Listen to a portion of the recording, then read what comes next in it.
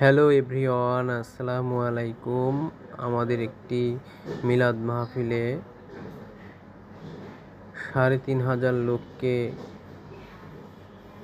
দাওয়াত দেওয়া হয়েছে, যেখানে খাসির বিরিয়ানি খাওয়ানো হবে।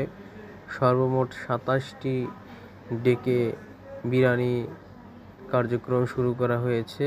আপনাদের দয়ায় আলহামদুলিল্লাহ সফলভাবে পরিপূর্ণ হবে। দোয়া করবেন।